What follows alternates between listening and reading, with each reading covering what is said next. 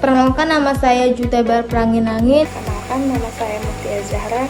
Saya dari Prodi PPKN semester 1 dan saya ingin mempresentasikan hasil kerja saya.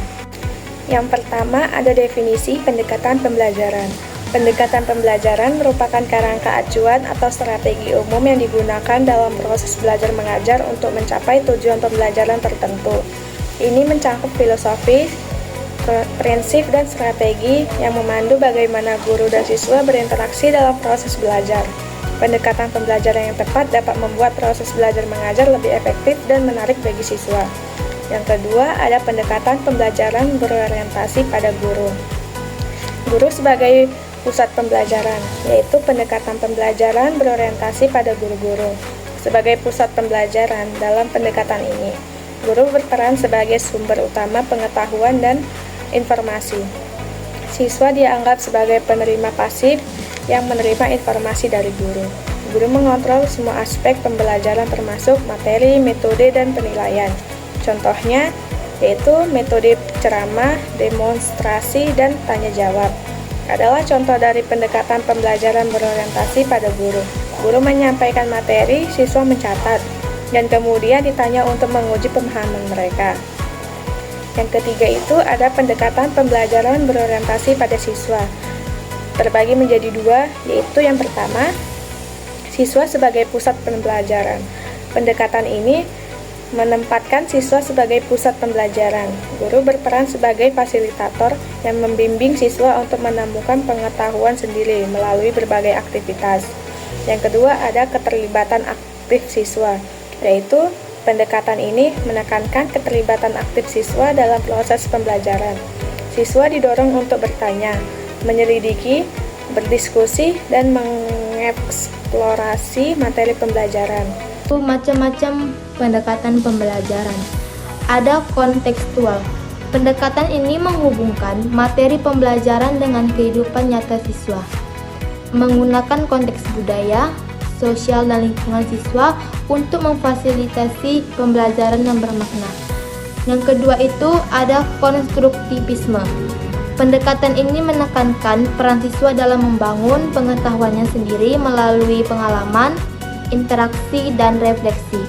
Guru berperan sebagai fasilitator, membantu siswa dalam proses konstruksi pengetahuan.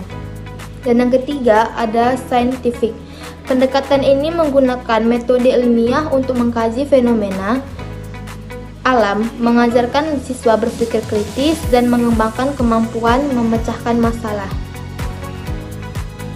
Pendekatan konseptual ini ada relevansi, kolaborasi, dan penemuan. Yang pertama itu relevansi. Relevansi ini materi pembelajaran dikaitkan dengan pengalaman dan kehidupan nyata siswa, sehingga pembelajaran lebih bermakna dan mudah dipahami. Dan yang kedua itu adalah kolaborasi. Pendekatan ini mendorong interaksi dan kerjasama antara siswa, serta antara siswa dan guru, menciptakan ruang belajar yang lebih dinamis. Dan yang ketiga itu ada penemuan. Penemuan ini siswa diajak untuk menemukan dan dalam memahami konsep melalui proses penyelidikan, eksplorasi, dan eksperimen.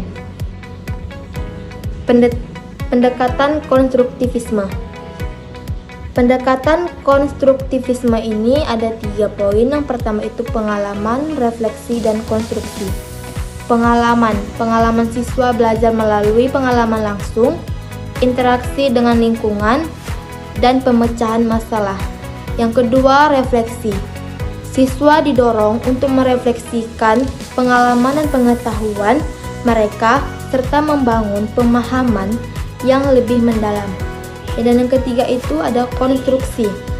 Siswa ini membangun pengetahuan mereka sendiri berdasarkan pengalaman dan refleksi, bukan sekadar menerima informasi dari guru.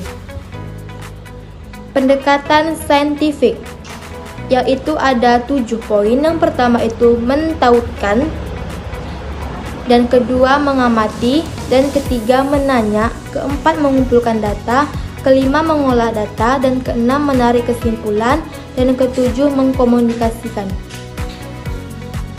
Manfaat penerapan pendekatan pembelajaran yang efektif.